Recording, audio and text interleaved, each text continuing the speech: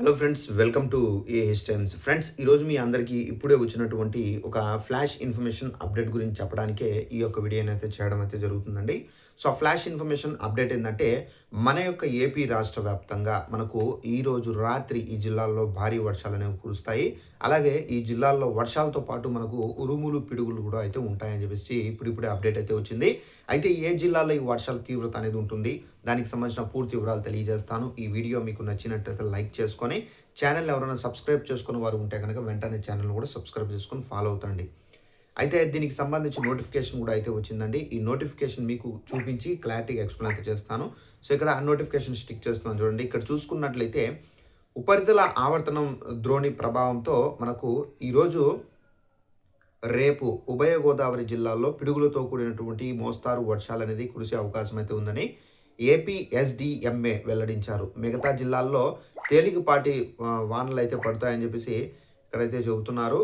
అలాగే మనకు నెల్లూరు జిల్లా కానివ్వచ్చు, తిరుపతి జిల్లా కానివ్వచ్చు, కొన్ని మండలాల్లో వడగాలులతో మనకు ప్రభావం చూపే అవకాశం అయితే ఉందని చెప్పేసి ఇవాళ అనంతపురము డిస్టిక్కు, అలాగే తెరన్నపల్లిలో 42, కడప డిస్టిక్కు రాజుపాలెంలో 41.9 డిగ్రీల ఉష్ణోగ్రత నమోదైనట్లు వెల్లడించారు. సో ఫ్రెండ్స్, చూసారు కదా, మన యొక్క ఏపీ రాష్ట్ర వ్యాప్తంగా మనం చూసుకున్నట్లయితే ముఖ్యంగా మనకు రేపైతే ఈ ఆవర్తన ద్రోణి ప్రభావంతో మనకు ఉభయ గోదావరి జిల్లాలో వర్షాలైతే ఉంటాయి. అలాగే ఈరోజు చూసుకున్నట్లయితే ఈరోజు మనకు నెల్లూరు జిల్లా, తిరుపతి జిల్లా, సో కొన్ని మండలాల్లో, అలాగే అనంతపురం డిస్టిక్కు, తెరన్నపల్లిలో, అలాగే కడప డిస్టిక్కు, రాయలసీమలో రాజుపాలెంలో సో ఇక్కడ 41.2 డిగ్రీల ఉష్ణోగ్రత నమోదవుతుంది. అలాగే మనకు నైట్ టైంలో ఏంటంటే మనకు ఈ చల్లటి గాలులతో మనకి ఏంటంటే వర్షాలు కురిసే అవకాశం కూడా అయితే ఉంది.